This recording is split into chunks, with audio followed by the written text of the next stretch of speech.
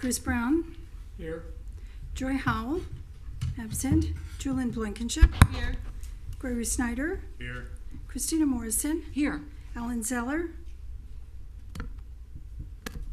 Here. Chris Davey. Here. Let the record show there are 6 people present. Ms. Howell is coming shortly. Can I have all my colleagues had an opportunity to review the agenda? Motion to approve agenda as written. Second. Motion by Ms. Morrison, second by Mr. Brown. Ms. Miller, if you could please call the roll. Chris Brown. Yes. Joy Howell, absent. Julian Blankenship. Yes. Gregory Snyder. Yes. Christina Morrison. Yes. Alan Zeller. Yes. Chris Davey. Yes. Let the record show the agenda was approved 6-0. Have my colleagues all had the opportunity to review the minutes from May 15, 2023? Motion to approve. Second. Let the record show motion to approve by Ms. Blankenship, second by Mr. Snyder. Ms. Miller, can you please call the roll? Chris Brown. Yes. Joy Howell, absent. Julian Blankenship. Yes. Gregory Snyder. Yes. Christina Morrison. Yes. Alan Zeller. Yes. Chris Davey. Yes. Let the record show the minutes of May 15, 2023 were approved 6-0. Have my colleagues all had the opportunity to review the minutes from June 19th, 2023? And if so, can I get a motion? I have a comment. Yes. There was something printed today that said that I chose to miss the meeting on June 19th, that I pick and choose meetings that I choose to attend because there was something on there that maybe I didn't want to vote on. That is a patented lie. I do not pick and choose meetings that I attend. I was out of town on family business. I alerted Diane that I was going to be away way in advance of the meeting, and gave her the statement that I was on family business. And the source of such lies are not to be trusted. So I take umbrage to the fact that that was stated. Where is it written? It was in some kind of a Delray Gazette today, which is, it was a lie. Okay, And I want to make noted. sure that that people know it was a lie. Thank you. Motion to approve? Second. Let the record show that motion by Ms. Blankenship, second by Mr. Snyder. Ms. Miller, if you could please call the roll. Chris Brown. Yes. Joy Howell, absent. Julian Blankenship. Yes. Gregory Snyder. Yes. Christina Morrison. Abstain. I wasn't at the meeting. As long as you've had the opportunity to review, you still have to go ahead and vote on it. Yes.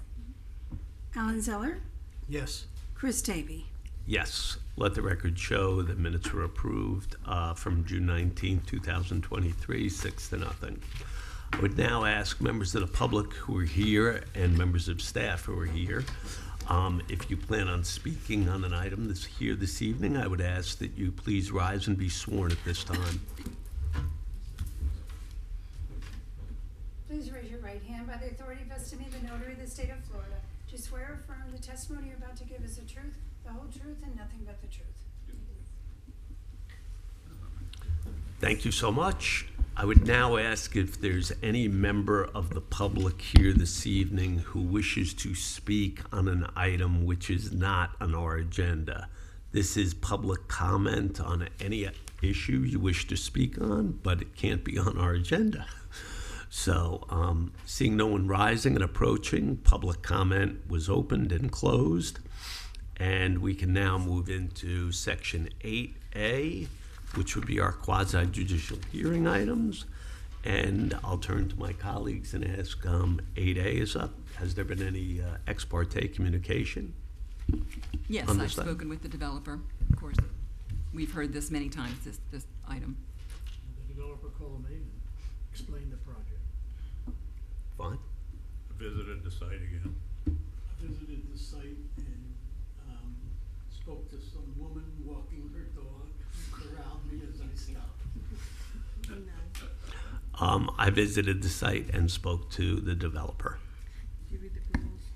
Yeah. And- Excuse me? Yeah, Mr. Chair, could you read the rules before we get Oh, started I'm on the sorry. item? You know what? I'm like, I have to tell you. That's okay. You're losing it. Excuse me. We don't don't have worry. the rule, Diane. I don't have the rules. That's why you okay? never remember you didn't have me. Listen, I'm not passing the buck. I should remember. You've heard him so many times. I know. You the rules. Sure. I think all of us here can read them by heart, or we should be able to. Yes, thank you so much. Kelly, I appreciate it. I'm going to read the quasi-judicial rules into the record before we start our 2 quasi-judicial items. These hearings this evening shall be conducted in accordance with the City of Delray Beach quasi-judicial rules. The applicant and the city shall be permitted to present their case. The public shall be allowed to speak for 3 minutes each, or a maximum of 6 minutes, if the person represents an organization or a group of people who are present but agree not to speak. The board members, staff, and the applicant may be allowed to cross-examine a witness. The city or the applicant will be allowed to offer rebuttal testimony. The decision to approve or deny an application or appeal may not legally be made upon personal views as to whether a project is a good project or not, nor may a decision be based on the number of citizens who support or oppose a particular project. The law requires that all decisions must be made on the basis of whether the project meets the requirements of law, the comprehensive plan, and the land development regulations. Good evening, Board. I'm Alexis Rosenberg, Senior Planner for the record, and I'd like to enter in case file number 2023-067, which is consideration of a preliminary plat and recommendation to the City Commission for the certification of a final plat for case in court. Excuse me, can I just ask you, is your microphone on? It is, okay. Can you hear me a little bit better? Oh, maybe I just have to lower it. That's it. There we go. And we're here with Ms. Campbell, who's the agent for the application. Wonderful. Excuse me, Mr. Chairman, can we let the record reflect that Ms. Howell just arrived? Thank you, Mr. Zeller. Let the record show that as city staff was reading the case file into the record, Ms. Howell entered the chamber. Yes, excuse us. Good evening, Mr. Chair and members of the board. Marcella Camblur, planner and representative for the applicant, Azure Development. Thank you for giving us the time today and the ability to postpone this hearing from your last meeting, which would have been held on Juneteenth. The applicant thought it was more appropriate to push it till tonight, given that we are in a neighborhood where there is, people that were, observing the federal holiday, as most of us were. Good. So, as staff mentioned, this is a consideration of a preliminary plat and a recommendation of certification of a final plat. I would like to think that people are not here because of the bad weather, but I have to say the applicant has been working extensively with the community since we last met with you, and I believe there are some letters from the community maybe that were sent to staff. No, not yet. But anyways, we have worked with them, and the applicant can attest to the progress made with the community if that's necessary. So the request is for a 2.83 acre parcel, which is a portion of the parcel cited at 342 North Swinton Avenue. The plat is to create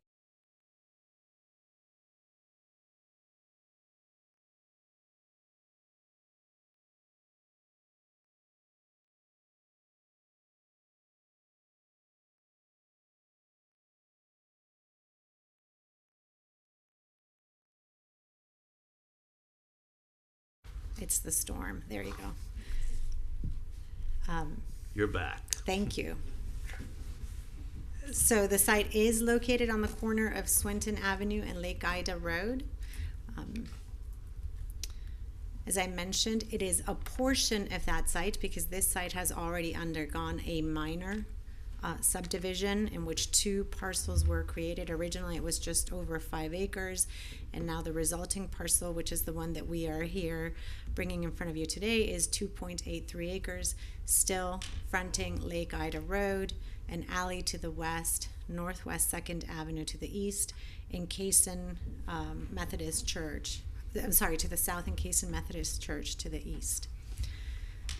A few images of what the site looks like today. Hopefully, with this new subdivision that is being proposed, this is what this site would look like forever. A big portion or a big reason for this subdivision and the development on this parcel to the west of the church is to be able to preserve this church in perpetuity. A view of the proposed site from Lake Ida Road. I believe the site has been for sale for about 3 years, and hopefully now we can move forward with this proposal. A proposal that the church deemed was the most consistent with the surrounding neighborhoods. Of all the people that had proposals to purchase this site, this was the only applicant that was proposing to maintain single-family homes and a scale and character consistent with the surrounding neighborhood. There is currently an alley that has a curb cut onto Lake Ida Road. That alley will remain and will be improved, and it's the only I'm sorry, and there will be no additional curb cuts proposed onto Lake Ida Road. A view from Northeast 2nd Avenue. This parcel, by request of the neighbors, has always been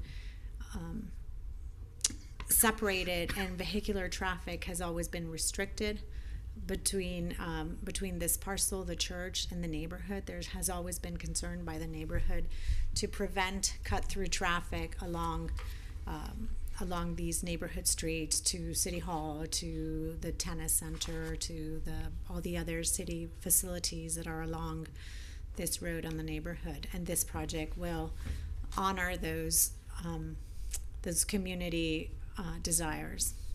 Finally, a view from Northeast 2nd Avenue. You can see single-family detached homes surrounding this parcel. There are several active applications for this process. We've gone through a land use amendment that has been a land use amendment and a rezoning, both of which have been completed. They have come to you as a board and to the commission. The minor subdivision plat, which was also recently approved by commission. The major subdivision plat, which is the process that we are in right now. And then we are also staff is also reviewing a class 2 site plan and a class 3 site plan, both of which will be going to or will be reviewed by SPRAB in the future. I don't know if you can see clearly on the screen, but this is the proposed plat. As I mentioned earlier, it's a proposal for 8 fee simple single-family lots, and there will be 1 central green common area. Again, the lots are consistent in size, scale, and character with those to the west and to the south. The lots are generally 62.5 feet wide by 120 feet deep. There is a corner lot that is 80 foot wide, also by 120 feet deep. All the lots proposed meet and or exceed the requirements of the land development regulations for this type of development. There is a series of utility and sidewalk easements that are being memorialized in this plat on flanking the lots that are proposed to the east and to the west. Again, those to the east, those in the center of the property are going to be for sidewalks. Those on the outer portions of the lots will be for utilities, but we are recording them as sidewalks and utilities on both ends. There is another tract A, depicted in this plat, which represents a 15-foot right-of-way dedication. It is a future dedication to Palm Beach County. We heard as we were going through this process that the county has this Lake Ida road slated for maybe one day being widened to 110 feet. And so whether that happens or not, we are leaving that 15-foot easement right there. There is Tract B, also represented in this plat, that is a 2-foot right-of-way dedication to the city. That is so that the city can bring alleys up to the city standards, which is a 20-foot wide requirement.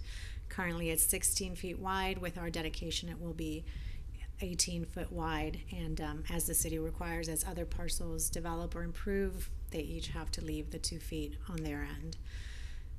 There's a Tract C, which represents the area that will be dedicated to an internal street to access these 8 lots, the fronts of the homes. Tract D, as I mentioned, is a central green. It has passive recreation in it. It also has will serve as stormwater retention, and this has been a very simple yet very complicated process because we share a lot of elements with the church. Even though we're splitting the parcels, stormwater for the church will be absorbed by this development and will remain also in perpetuity within this central green. And finally, there is a cross-access easement that is accompanied also by a separate document that details how this cross-access easement between the church property and this development will also be maintained in perpetuity. And the purpose of this was, again, to not increase curb cuts and affect traffic on Lake Ida Road, but leave those existing as they were and deal with connectivity internally. Finally, and added to this, is a sidewalk connection proposed to Southwest 3rd Street, and that is also identified in the plat. This is also part of the requests and agreements that the applicant had with the surrounding neighborhood and with residents. So again, this is a major subdivision because we are subdividing into more than 3 lots, and we're seeking here today the certification of this preliminary plat and the recommendation of on a final plat prior to city commission review. In order to do that, we have to find this consistent with, or in order for you to be able to give that recommendation as a board, you have to find it consistent with the LDRs and your comprehensive plan. So the analysis, and it is very detailed in staff's report, shows that there is consistency with your land use map. This has a future land use designation of low density, which is consistent with the development that is being proposed. A zoning designation of R1A, which is the preferred implement zoning district for low density, and it is what is being proposed in this plat. Regarding concurrency, staff's report confirms that the project meets all the adopted level of service standards, including those that are related to schools, to water and sewer, to drainage, to solid waste, to parks and open space, and to traffic. Also, within staff's report, you can find that there is an overall finding of consistency with Article 3.2 and other elements of the LDRs.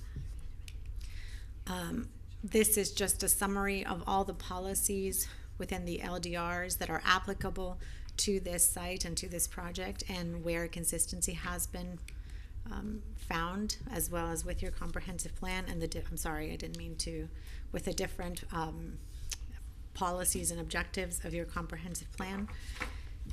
And so with that, all I want to just add is that this plat request is a request that is fully compliant with the land development regulations and the city's comprehensive plan. There is nothing, no variance that is being requested, nothing outside of what your regulations currently mandate. And with that, we are requesting of you as a board that you approve this preliminary plat, and that you recommend approval of the city commission of the certification of the final plat. I'm happy to answer any questions. Thank you, Ms. Campbell. I'll now turn it over to staff.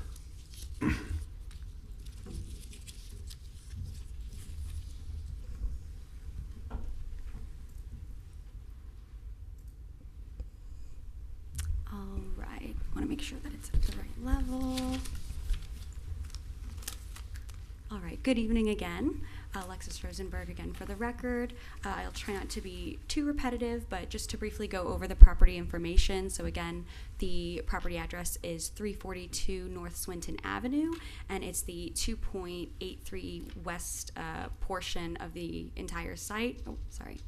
The current land use designation is low density, which was approved on June 6th by the City Commission, as well as the new zoning district of single-family residential, which was approved on June 6th as well. On July 11th, the City Commission approved a minor plat which separated the church property on the east from the future residential property, which is the subject site on the west-hand side. And again, the request is for the consideration of the preliminary plat and a recommendation to City Commission for the certification of the final plat. The plat is case in court, and the proposal is to establish 8 fee simple lots with associated common area. So just going a little bit into the history, the parcel was previously made up with multiple lots and portions of lots of record. So the minor subdivision that was approved recently cleaned up the legal description and also separated, as mentioned, the church portion of the site from the future residential portion of the site. The site next to the single-family residences, or there's single-family residences next to the property to the west, south, and east, and then we also have Trinity Lutheran Church and School and the Mike Bachek Boy Scout Park to the north. Going into some of the features of the plat, Ms. Campbell went over these, so I'll be a little bit brief, but we have Tract A, which is a 15-foot right-of-way dedication to Case in Court LLC, which will be for future right-of-way dedication to Palm Beach County. We also have Tract B on the west, which is in green, and that's a 2-foot right-of-way dedication to the city to expand the current alleyway width from 16 feet to 18 feet. The ultimate width for alleys is 20 feet, so usually it's divided between property owners on both sides of the property. Also, lots 1 and lots 4 are located on the west side of the site. They have direct access to the alleyway that leads out to Lake Ida Road, and then the alleyway isn't paved all the way through to Northwest 3rd Street at the time, but the city has expressed that they have an intent of paving that alleyway all the way through in the next wave of city projects. Also, lots 5 and 8 are located on the east side of the plat. They're accessed by the shared drive aisle between the residential development and the church that connects to Lake Ida Road. The internal private street, which is Tract C, also named Grove Place, is intended for guest parking and circulation, and the parallel parking spaces for guests are provided on the associated Class 2 site plan modification. A dry retention passive recreation area is provided in the middle of the site. That's going to be in blue. And I just wanted to clarify that the area of that is 18,573 square feet. I believe the staff report in error might have listed it as 9,742 square feet.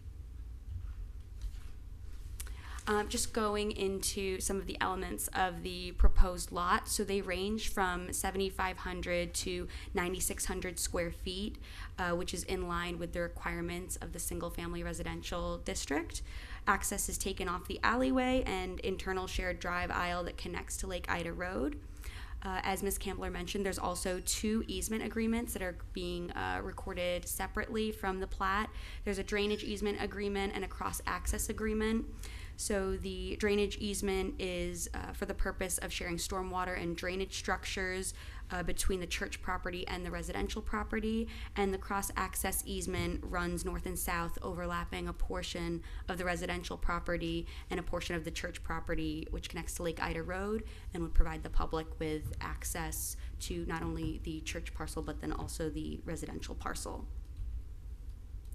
Going into the required findings, the single-family residential zoning district is an implementing zoning district of the low-density land use, and single-family dwellings are permitted at a maximum density of 5 dwelling units per acre. The project also meets the concurrency for water and sewer, solid waste, drainage, and school capacity. Park impact fees are assessed at $500 per dwelling unit, and that's collected at time of building permit. And regarding traffic, the development is anticipated to add 31 average daily trips, and it meets the TPS of Palm Beach County. And also there's going to be 11 of those 31 trips are considered AM peak hour trips. Jumping into the Always Delray Comprehensive Plan. So the plan speaks to infill development, the keeping of existing residential character, and the important functions of alleys to help disperse traffic and provide access to properties. It also speaks to the importance of establishing development that's similar use and intensity to the existing development patterns in the area. So the proposed plat is generally consistent with the low density character of the neighborhood, and it's about 3 dwelling units per acre. Again, the maximum was 5 dwelling units per acre. The property abuts single family residences to the southwest and east. The lot sizes to the south and the west range from 0.15 acres to 0.3 acres, and the case in court plat proposes lot sizes that range from 0.17 acres to 0.22 acres, so very similar in size, and again with the overall density less than the maximum. Just wanted to touch on this as well. The property is located in the northeast area of the West Atlantic Master Plan, which was adopted in 2020. And the plan provides strategies and recommendations for the West Atlantic neighborhoods, which is also known as the SET. There was a lot of community input involved during the adoption of this plan, and it identifies that the property is it currently identifies the property as a house of worship and a community garden. But no specific recommendations are made for that property. The plan does recognize the important role that churches have in the area and provides general recommendations that include protecting the single-family neighborhoods in the district. So going into compliance with the LDRs, the request is generally consistent with the applicable standards, specifically the single-family residential zoning district, also the development standards, which is highlighted in red here in the table. Talks about setbacks and also open space requirements. Just a note, each single family lot would be reviewed separately during building permit to make sure that all the setbacks, landscaping are met for each individual parcel in addition to the overall individual lot in addition to the overall property. The proposed use of single-family residences are permitted by right, and the lot dimensions, again, meet the minimum dimensions required in the single-family residential zoning district. So this is a detailed analysis. It's a little bit small, but there's a more detailed analysis in the staff report for the standards that are related to plats. Overall, the request generally meets these standards. Just to note, and Ms. Campbell mentioned this as well, as it relates to criterion B, which is about interconnectivity. In addition to the site's internal pedestrian connectivity, there is, as a result of the extensive public outreach, a sidewalk that's proposed on the south side of the site that would connect to Northwest 3rd Court, and that is detailed on the associated Class 2 site plan modification.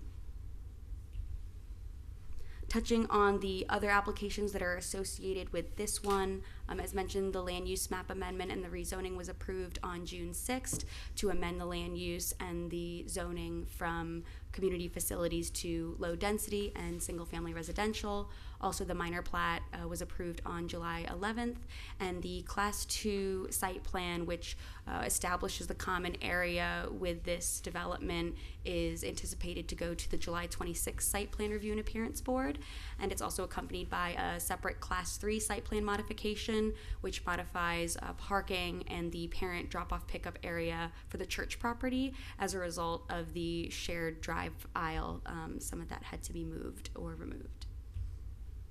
And here are your board options for the preliminary plat, also board actions for the final plat, and that concludes my presentation, but I'm available for questions. Thank you so much. I would now ask if any member of the public is here to speak on this item. Now is the time for public comment on this item. Oh, we have a winner.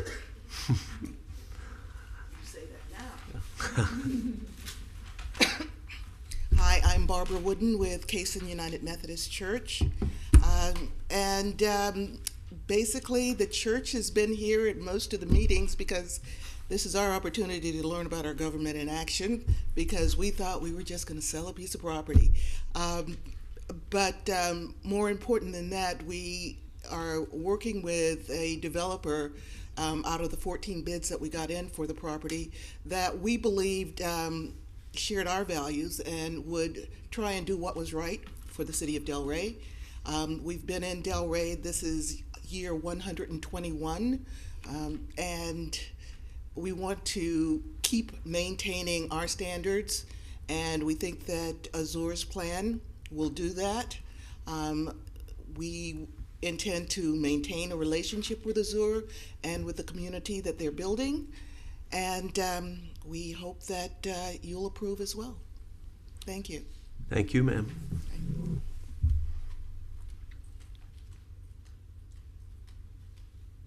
Seeing no one else rising to speak, public comment is closed on this item.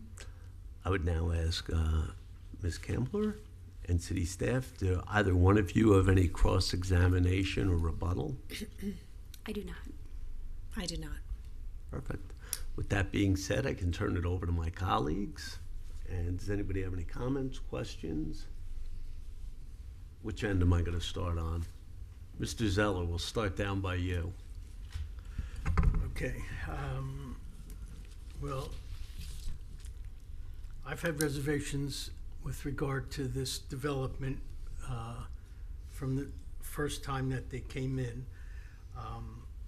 I think that this development, the way it is designed, fails to meet the consistency standards as set forth in the LDRs, particularly Article 3.3. The negative impacts of this project outweigh any beneficial aspects, including safety, traffic, circulation, ingress, egress, connectivity, the design that walls off this development from the surrounding Northwest community. I think it's an unsafe circulation for the students that are attending the school at the church that have to be subjected to the additional traffic and cross easements that are generated. People park in that track B that is there on a regular basis. I go by this property maybe 3 or 4 times a day, and I just think it's an ill-conceived design and project, so I'm not in favor of it. Thank you, Mr. Zeller. Mr. Snyder? Yeah, just Please. maybe a couple of questions or comments. For Ms. Kambler, on the southern boundary of this property, this may be a site plan thing, but what's proposed? Is there going to be a wall, a fence? Are you going to block it off from the neighborhood? So it is a site plan issue, but we are proposing a small community green and a sidewalk that connects to that community green.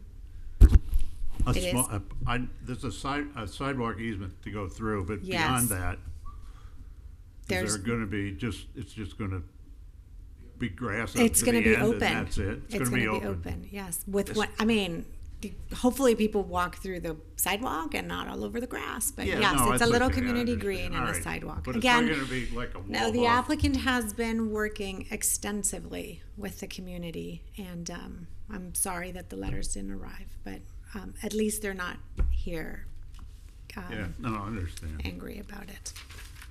And I guess my only other thing is on the western alley. Now, I understand from tonight, it's gonna be widened to 20 feet and improved It's going to be widened from 16 feet to 18 feet. to 18 feet. Correct, yeah, because the And it's other. gonna be improved by the developer That's correct, and then as the far city. south as the end of the property. So staff can answer the question. I believe that this alley is part of the next phase of improvements that the city has within their alleys. However, the developer is committed to improving that alley, and it is to the benefit of this project Yeah. that whichever comes first will get done, you know. Yeah, so just to clarify, so the applicant would be responsible for improving the portion of the alley that's adjacent to their property lines. Right. And then the city has expressed intent to pave the rest of the alleyway all the way through the other side of the street in the next wave of city improvement projects. So there will be a drive-through from Lake Ida down into the neighborhood. But it's an alley. It already exists. It's Yeah, a dirt have you- road. have you looked so, at it? Yeah, and it's You can get down as far as you can this get property. down. You can't, I couldn't get past there. I mean, yeah, it's, you know, you can get through it and get some dirt on everybody's property, and hopefully that will be improved. But I and mean, be once able it's to save it. once it's paved, it'll be an access. Oh, it'll Right be through. a Yes, great yeah, it'll access all the provide way through. connection Okay. all the way through. Just like the ones in Osceola Park. Wait, it's gated? No, the alley. No, the property. So the again, it's a master plan question, but at the very top, since we are sharing the entrance with the church and it's coming in some sort of a roundabout way, physically roundabout, Yeah. there is a gate to prevent traffic that wasn't supposed to go on that way. But the south side is open. You know, we are shielding these residences from Lake Ida and So, the traffic it has now and the potentially future 110. But yeah, there's no other vehicular traffic through there right now. The neighbors do not want it. So basically gated, it's gated from vehicular traffic, but not from pedestrian traffic. Exactly. Okay. Or bikes or Well, yeah, I a understand. four-wheel golf cart. Off-road golf track. I gotta say, I voted for the zoning change. I'm not in love with this, but I don't think there's a better option, frankly. Thank you. Thank you, Mr. Snyder. Mr. Brown? On your microphone. Well, I live 5 blocks away from this property. I live in a single-family neighborhood called Lake Ida. I think this is a very, very good infill development. It's very well designed by Ms. Cumblor, who's an excellent designer. I think it's an addition to the city, and I think the developer is also, he's building a house very close to where I live. He's also an excellent builder. He'll build some beautiful homes. I think it's a great addition to the city of Delray Beach, and I'm totally in favor of this. Thank you very much. Thank you. Thank you, Mr. Brown. Ms. Blankenship? Thank you. I think the city commission was clear that they're in favor of this project, and I think that the subject request meets all of the criteria for a preliminary and final plat, so I'll be in favor. Thank you, Ms. Blankenship. Ms. Howell? I think it's also a good infill development, and I'll be voting in favor of it. Thank you. Ms. Morrison? I agree. I agree. The developer has listened to all the boards that they've attended, and they've made changes, and this is a very, very good plan, great infill, and very needed in Delray Beach. I'm well in favor of it. Thank you. Thank you so much. I'll also state for the record, I'm in favor of it. I was also in favor of it when it had more housing on it. But We are where we are this evening, and I look forward to a vote on the item. I look forward to a motion. So, turn I'd to like to my... make a motion to approve this item as the preliminary plat is consistent with the land development regulations and the comprehensive plan. Second? There you go. Motion by Mr. Brown, second by Ms. Blankenship. Ms. Miller, if you can please call the roll. Chris Brown, Yes. Joy Howell, Yes. Julian Blankenship, Yes. Greg Snyder, Yes. Christina Morrison, Yes. Alan Zeller, No. Chris Davy. Yes. Let the record show item 8A, case in court plat 223067, passed by a vote of 6-1. Thank you very much, Ms. Thank you. Gambler. Good Good evening. luck. Thank you. Yes, Got another I'm one. sorry. We have one more. Sorry. Thank you. I'd like I'm to not re- looking at my staff I'd like to report. recommend the approval of the final plat, approval to the city commission for the certification, case on court associated with the creation of the 8 fee simple lots on the 2.83 acre portion of 342 North Swinton, finding that the request is consistent with the comp plan and meets the criteria set forth in the land development regulations. Second. Motion by Mr. Brown, second by Ms. Morrison. Ms. Miller, if you could please call the roll. Chris Brown, Yes. Joy Howell, Yes. Julian Blankenship, Yes. Gregory Snyder, Yes. Christina Morrison, Yes. Alan Zeller, No. Chris Davy. Yes, let the record show that item also passed 6-1. Good luck, Mr. Castor. Good luck, ma'am. We can now move on to item number 8B, and I will let staff read that file number into the record.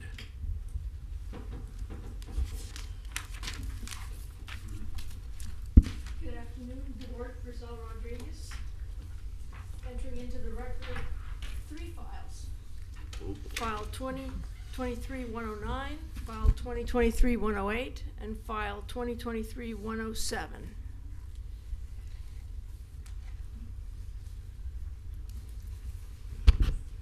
I'd like to introduce the applicant to present. Good evening, Good evening, Mr. Gavelli. Mike Cavelli, Cavelli Design, 1209 South Swinton Avenue. There, clicker. Tonight you have 3 items. One is a voluntary annexation, and associated with that voluntary annexation, when you bring the property in, you also have to change the land use and zoning from the county zoning and land use to the city. So that's the purpose of the land use and the rezoning.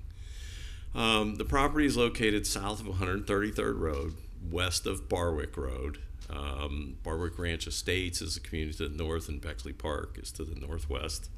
Sable Lakes is on the east side of Barwick Road, and Country Manors condominium is south of the project, south of the Lake Worth Canal.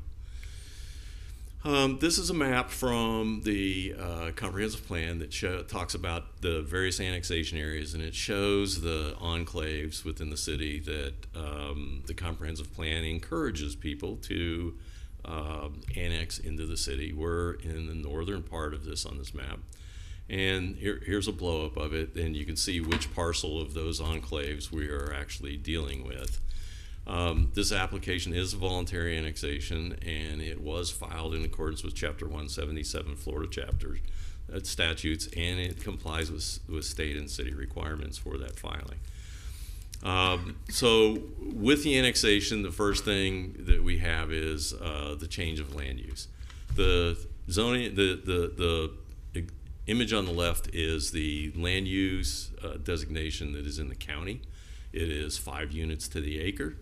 The designation on the right is low density, which is 5 units to the acre as well in the city. So we are not asking for any density increases. We're just transferring the land use from the county to the city. And I would like to point out that on the north and the east side of this property, let's see if I can work this thing, yay. on the north and east side, you see the light color, but on the south and the west, that is medium density. We could have made an argument to go either way with this, but we were trying to be sensitive to the neighborhood, and we felt that the lower density would be the more appropriate zoning, and it isn't that way. It is not an increase in the land use, so we've chosen to go with the low density. So in terms of land use consistency, the comprehensive plan says that the requested land use designation is compatible with the land use designation of the surrounding area. I just showed you that the area to the east and the north is the same land use that we're asking for, and so that is consistent with the designation we are asking for, and there is no increase in the density of the project. Likewise, when this is annexed, the zoning must be appropriately designated for the land use that is being requested. So on the left, you see the county zoning, which is AR, which is agricultural residential. As I understand, that zoning has been on this property for a long, long time. And then on the right-hand side, you'll see we're using R1 as the proposed residential zoning for this. And you'll notice that to the east is an R1 prefix, and to the north is an R1 prefix as well. So the R1 is the prefix is in terms of the zoning that we're looking at to be consistent. So in terms of zoning consistency, LDR section 2.4.5 says that the requested zoning is similar to the intensity as allowed in the future land use map, and that it is more appropriate for property based upon circumstances of particular site and neighborhood. We looked at the lot sizes in the area. We looked at what the uses were. Even though to the south and the west it's a medium density, we went with the R1, which is the appropriate zoning designation when you go for a low density land use designation. So there is no increase in density, and the R1 is appropriate for low density. From the comprehensive plan, here's an excerpt of the implementation zoning districts. You'll see the circle on the left is the low density designation, and the circle on the right shows that one of the three preferred zonings is the R1 zoning, which we're asking for, which is in the implementation of the zoning with regards to the land use. So the R1A zoning is consistent with the low density land use designation, and positive findings can be made for consistency.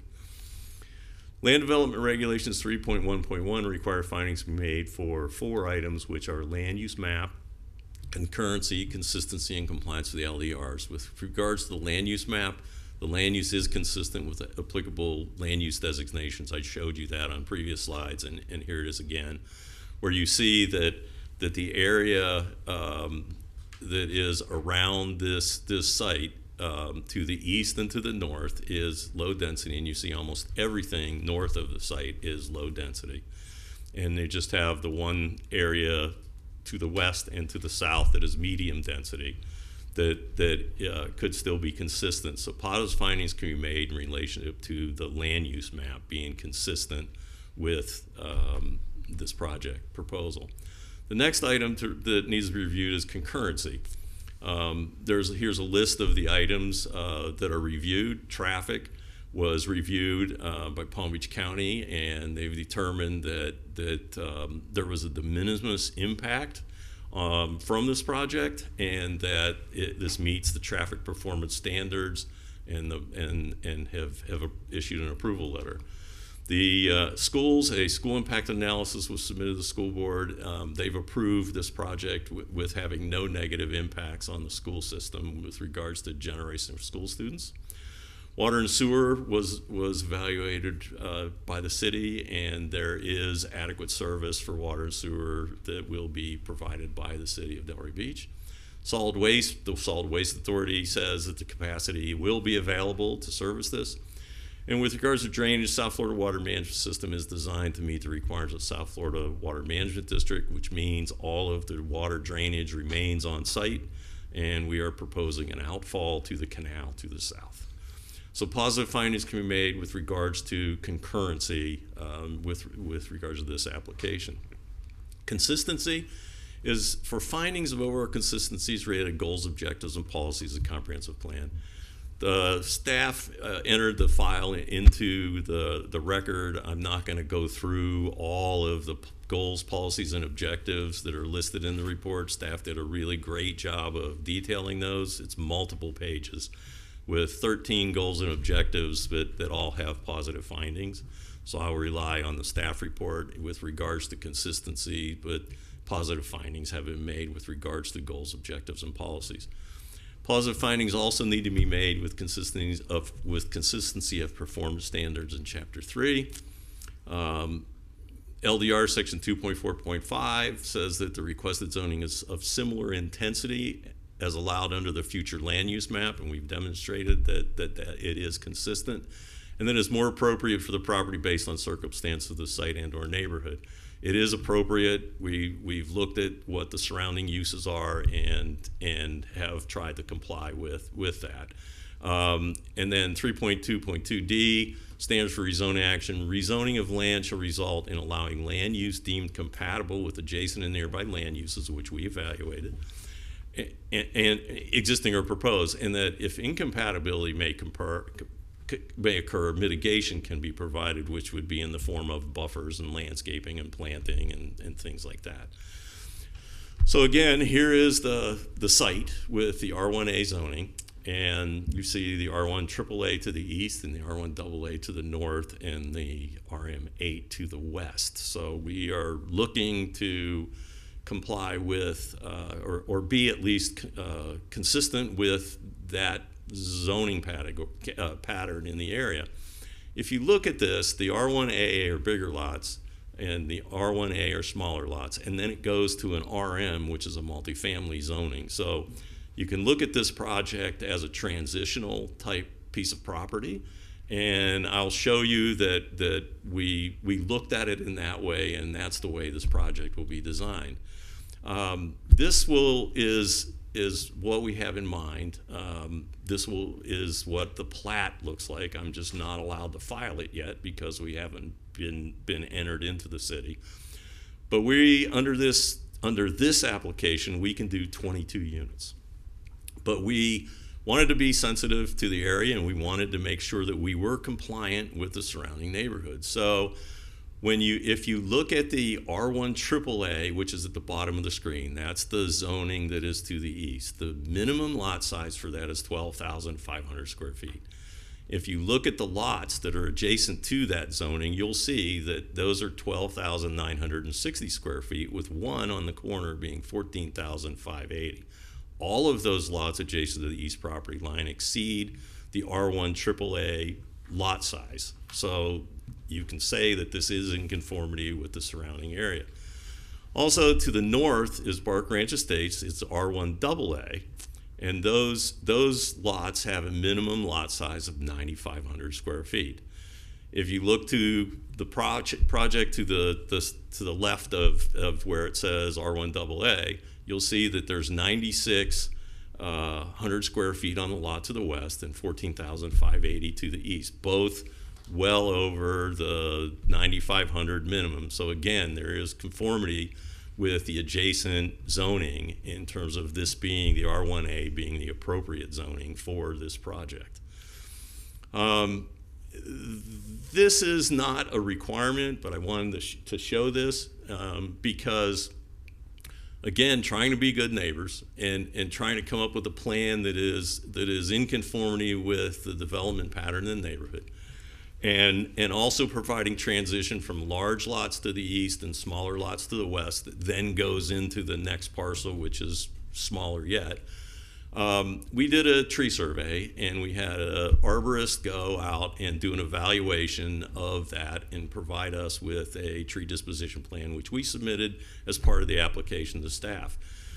The the area to the left are mostly palm trees around an existing house over there, but the trees to the lower right-hand part are mostly oak trees, and we tried to be sensitive to that. If you'll notice, these in this area, the trees are hugging the property lines. So the goal was to try to not have to move any of those trees. And so configuring the lot lines in conjunction with the trees was something that we actually looked at. And if those trees were to have to be moved, the green areas are set up so that those trees could be moved into those areas. There is a dedicated buffer on the north side, which is the right of your screen, and the east side, which is the bottom of the screen. The other area to the south is basically a no-build area where there will be some easements and things like that. So I just want to make sure that you see what we're planning. You will have a plat come before you later on that will show this layout, and we'll be doing that presentation. We did receive some objection letters.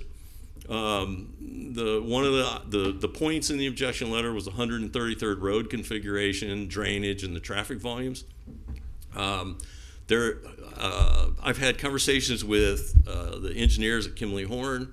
They have worked with the city. I've also had conference calls with staff and the city engineer and talked about the road. The road has been designed so that it can be repaved and be a safe, straight, level road with a sidewalk that will also deal with drainage issues that have been raised. With regards to traffic volumes, a two-lane road, we talked with the traffic engineers on this. A two-lane road has a carrying capacity well above what any traffic would be generated from this. A normal two-lane road of this nature, even with, this has some narrower lanes, would still have a carrying capacity of about 3,500 trips. We are nowhere near that in this. So any discussion with regards to the road is inadequate to serve this project is, I rely on the professionals, and I rely on the approvals that we received, that the traffic in terms of the volumes on that roadway are not an issue. We have 16 units using the Institution of Transportation Engineers traffic generation rate. That's 10 trips per unit per day. Granted, that actually is a little outdated. That's been used since the 70s. It doesn't take into consideration people working from home and the changes that have happened over the last few years with COVID and how people work. But as a worst case, it's 160 trips, which is well below what the carrying capacity of the road is. In terms of, there was comments about traffic on Barwick Road. It's a peak hour issue with the school. Everyone knows that. But again, we're relying on the professionals and Palm Beach County. They have concluded that the traffic that's generated from this project is de minimis and has minimal impact on Barwick Road, and therefore they wrote an approval letter. There was a comment in the letter about reduction of units. I showed you that we've gone from 22 units to, what was that? That is the timer Okay. for you, so if you Okay. can just kind of wrap it up, thank you. Well, pretty much, guess what?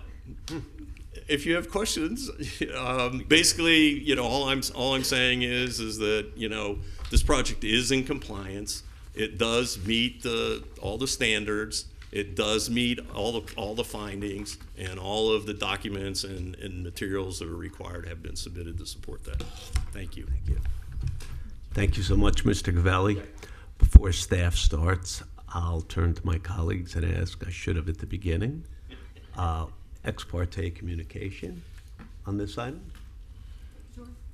Ms. Morrison, start down by you. Thank you for reminding me. Yeah, thank you. I I drove the site, I know the area, I drove the surrounding neighborhoods, I researched the developer since he's not from this area. And I already talked to staff about my concern about that road, so that's it. Thank you. Drove the site. None. None. I visited the site and actually measured the road. I visited the site as well, a couple of times actually. Gotcha. And I have And none. this was the site where I spoke to the lady with the dog, not the There you go. There you go. And I have none. Excuse me. Ms. Rodriguez. Again, good evening. Yes. Okay, now I see a little red light. This is an annexation, a privately initiated annexation, a land use map amendment, and a rezoning. The property situated in the middle of the Barwick Military Road area in the map. It's, the west side is Barwick Road. It is north of the L31 Canal, and it is south of Barwick Ranch Estates. Existing development pattern is single-family residence and accessory structures in the area. The land use is 5.8 acres. This is a map of the area that you see, the land use map. The existing map is, in our map, is low density. And the proposed is to actually name it low density when it comes into the city.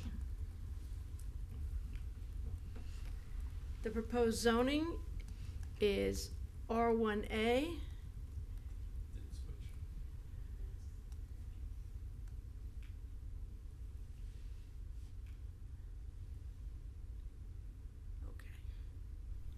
Double vision here.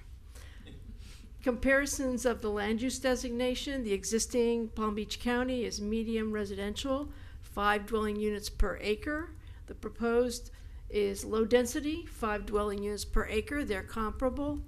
The comparison of zoning district designations is in Palm Beach County, it is designated agricultural residential zoning, and in the city it would be single family residential. The Florida statutes and the LDRs and the comprehensive plan all focus on what to do when you have a voluntary annexation. The owners of a property may request a voluntary annexation.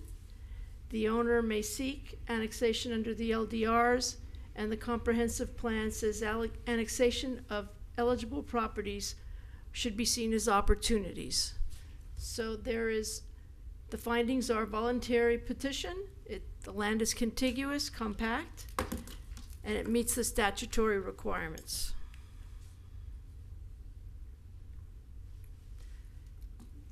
Our map of the annexation area is within the annexation areas, as the applicant already pointed out. It's in the Barwick Road Military Road Corridor, and it is one of several parcels which are eligible for annexation.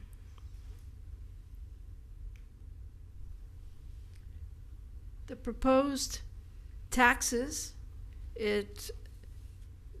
when you look at the comparison of Delray Beach taxes, it will be approximately $919.37 more than Palm Beach. But this represents one parcel. Should development be approved to occur there, there would be added revenue to the city per parcel.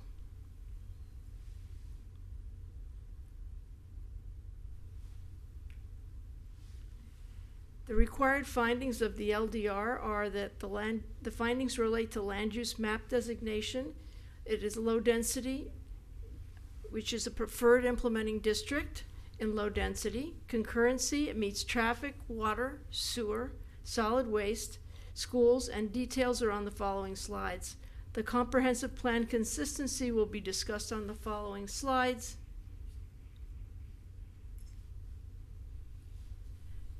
And compliance with the land development regulations as well. Concurrency. Findings shall be made by the body which has the authority to approve or deny the development applications. The findings relate to concurrency. There is sufficient infrastructure for water, sewer, and solid waste. Schools, there is no negative impact. Drainage to be handled at site plan review. And traffic is less than 20 peak hour trips, which meets the Palm Beach County TPS standards.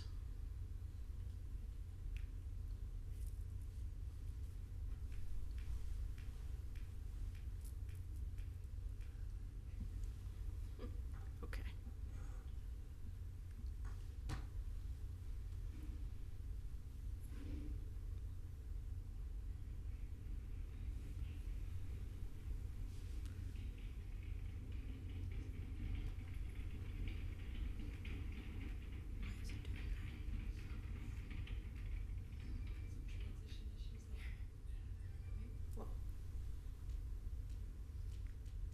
It has a mind of its own. We didn't cause for it to light up.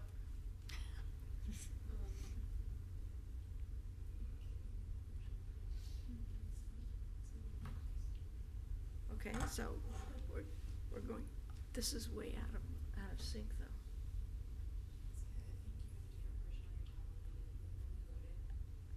Okay, all right.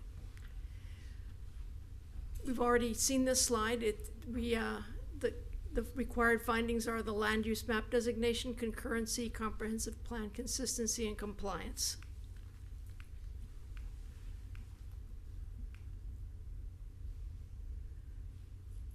Concurrency that we've talked about, the water, sewer, and solid waste has sufficient infrastructure.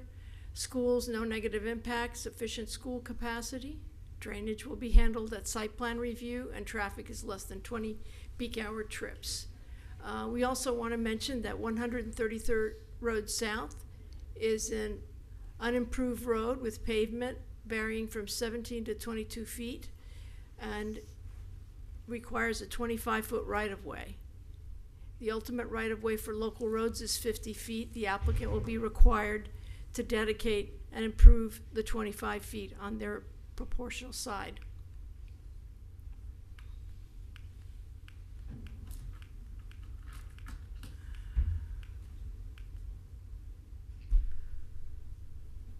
The LDR required findings in section 3.1.1 are consistency.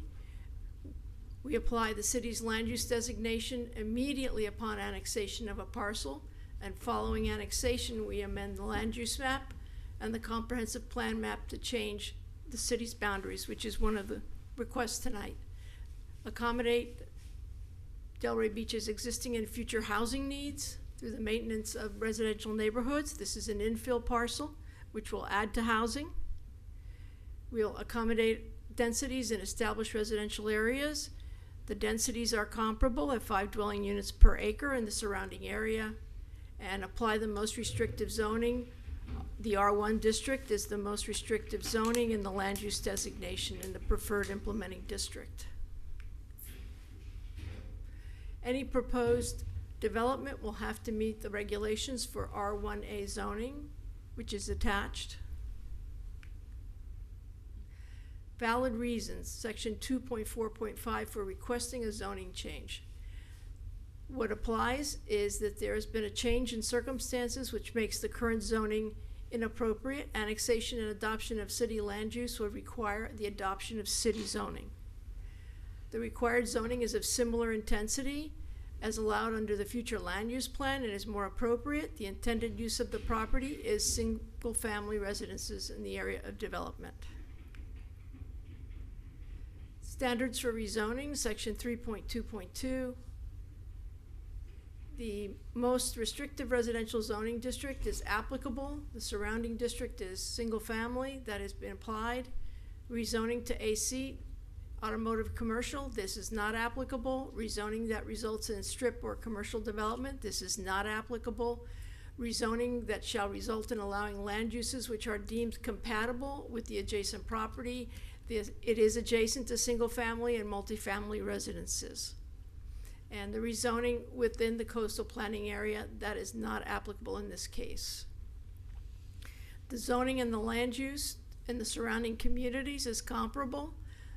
The city of Delray Beach has R1AA, low density land use, single family homes. To the south is multiple family residential, condominium duplexes. To the east is single-family residential. To the west is multifamily residential. These are the neighborhoods surrounding the area: Bexley Park in the northwest, Barwick Ranch Estates, Sable Lakes to the east, single-family homes immediately adjacent off Barwick Road, Country Manors across the canal, which are the RM duplexes, and Lakes Forest South.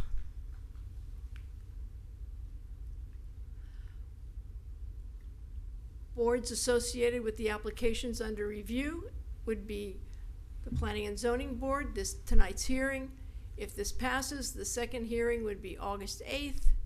City Commission's second reading, the adoption hearing, would be September 19th. The land use map amendment and rezoning would follow a similar schedule through to September. The subdivision of the parcel is yet to be announced, and if the parcel is unified as a unified development, it would go before the Site Plan Review and Appearance Board. These are the motions for adoption. Each one, I will ask the board to vote on each one because each is a separate application. This is the annexation. The second one is the land use map amendment, and the third one is the rezoning.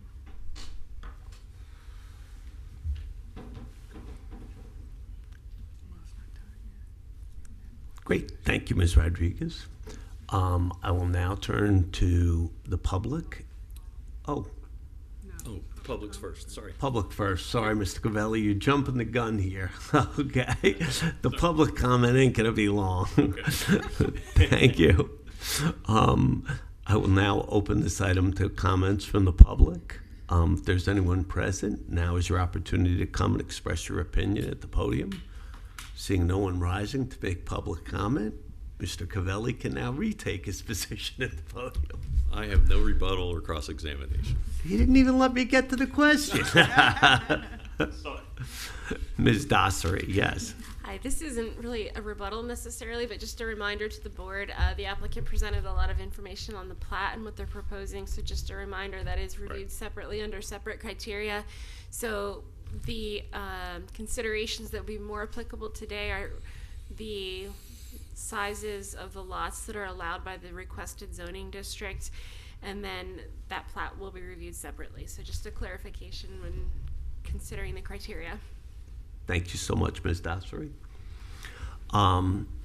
With that being said, you have no cross-examination or rebuttal. I did not hear the same verbally from the city, but the answer is no. And no rebuttal. No rebuttal or cross-examination. That being said, I'll turn to my colleagues. And since oh, you want to start again? Sure. Sure, okay. I was going to turn to you, Ms. Morrison, okay. So, Mr. Cavelli, you said that the road was going to be repaired with sidewalks? Yes. I take it that's just along your frontage? No. The road will be built from Barwick Road to the west limits of our property. I'm sorry, I didn't hear you. From Barwick Road to the west limits of the property, the entire length of the road. Okay, because that will road's be road's done. in deplorable. Yes, it I is. wouldn't even call it a road. No. I mean, it's But- generous. It's generous to call that a road. The road has been designed, so, and staff has seen it. The engineering department has worked with it, so it's. And what I noticed is that on the right side of the road, what direction is that? North? The right side of the road as you're going in or out? Going in. The north Right side side is of on the the right side. Huh? The north side is the right side. Okay, so on that side, doesn't seem to be any opportunity to widen the road or even do any type of improvement over there. There's a wall, there's a fence, there's Right. all kinds of things. So this widening is gonna be on your side of It's the not widening.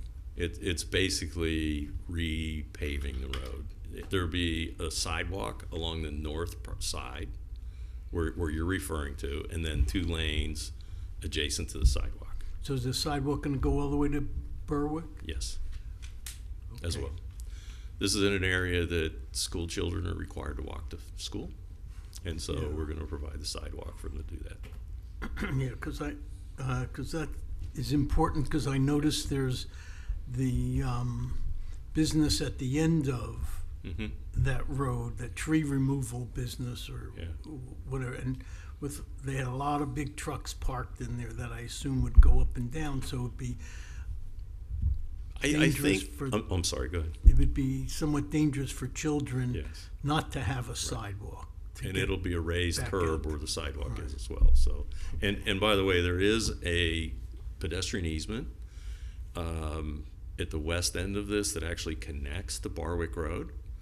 And so there is a pedestrian easement that you can walk all the way down 133rd, and there is a open gate that you can actually go and walk the path around Barwick Park.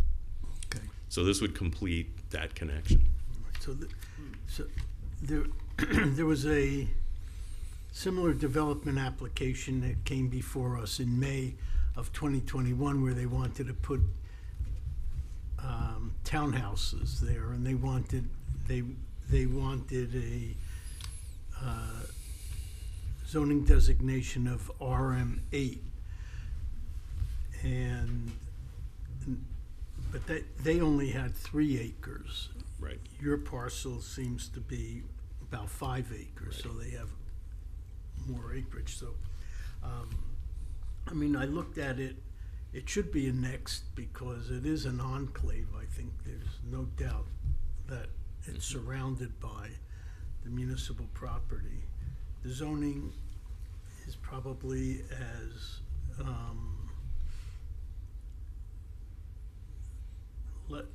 the density permitted under the zoning requested is probably the least that you could find anywhere. So from both sides, I think it's both aspects. I think that it's something that should be approved. The development itself, that's the separate issue when they come back, how safe it's going to be with the traffic on that 133rd Road. But that remains to be seen. So that's all I have, Mr. Chairman. Thank you, Mr. Zeller. Mr. Snyder? Yeah, I think to beat a dead horse, there's a utility pole that comes into that right-of-way of that road. I took a tape measure out there. You only have 18 feet from that to the other side. On the south side? It's on the south side, right before you're at the Yeah. east end of your property. Oh, right on the corner. More or less, Yeah. right there. Yeah, There's yeah, I a know what utility you mean. pole that blocks part of Yep. the road. And Mr. Zeller mentioned the treetop trimming service or whatever their name is. They were out there when I was out there, and it was pretty tough to get by the truck on that road. And I mean, I know you're going to do what you can do with it, but I don't see how you can do anything. The people east have a fence, Mm-hmm. so you can't encroach on their property. Correct. So you're going to be lucky to get 20 feet out of this, in my opinion. And I didn't say an ex parte, but I spoke to the fire department today too about emergency access. And I think it's concerning, but what I was told is that they want 20 feet and they can live with 18. Right. And that's So- what the city engineer has. Yeah, has okay, agreed. so same Yes. thing, yeah. Yes. I just think the road's concerning, as Mr. Zeller said. The other Yep. thing is a couple of, just as an aside, I initially thought R1A was not restrictive enough, but I think that you're not going to be able to work unless you get that much Right. Right. room. Okay. Right. And according to the city, we're going to have to hire 2 police officers and more firemen because of this. Mm-hmm. What is the police officer? How are we going to pay for it? We sought clarification from police department, and what they were meaning to say is that that whole corridor they patrol it as a corridor down Military. Okay. And they would evaluate on a year-by-year basis at what point it triggers, it tips the need to have. But they anticipate there will be more police in that area necessary in the future. Okay, so it's not, if we annex this property, they're gonna have to go out and hire 2 people. That's not what you're saying. Is that correct? It says it right here, excuse me, let me interject here. Yeah, It says please. it right here in the staff report. It says, in order to maintain current levels of service, additional staff will be required in the West Corridor service area. So what they did was give the response time, but said by adding this in to maintain current staffing levels, we'd have to add another officer out there. It's not necessarily this particular development. There's been a lot that's been happening out west, so they are going to be continuing to evaluate. So it's not this particular one that's considered as tripping it into that needing. It was It's a plethora of things. yeah, I think it was just a maybe an imprecisely worded response that we got from them, and we could have but that was their response, and we sought further clarification that it's sometime soon, but not this one particularly causing the deficit. Sure. Okay, and the fire department is this, that says the annexation of this parcel, will not require, okay, never mind. I misread that. Yes.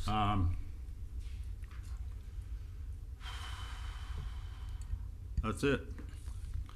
You know, Thank you, Mr. I'm in Smith. favor of annexing, what do you call it, enclaves into the city.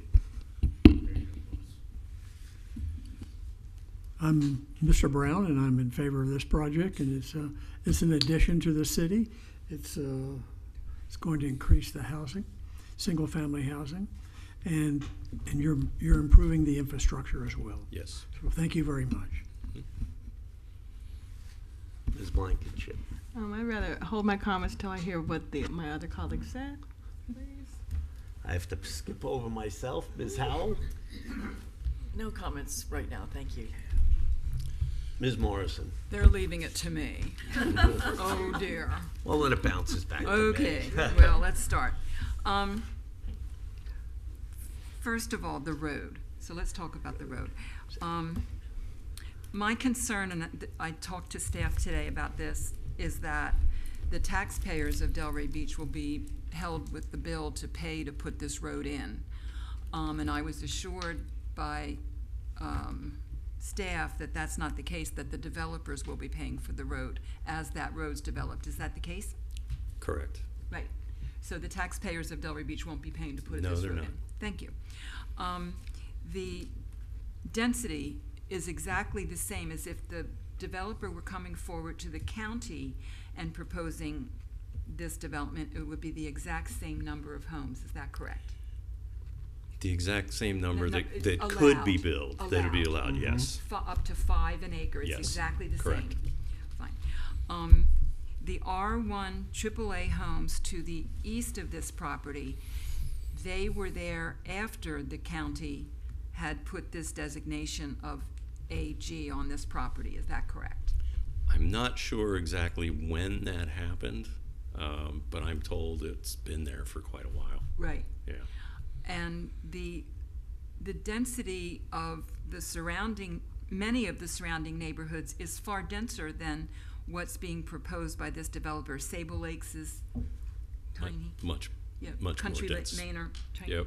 Okay, so so this is going to be a development comparable to, let's put it in perspective, of other area of the city. Sherwood Park, probably 12,000 feet, 9,000 No. feet. More Lakeview maybe. Lakeview?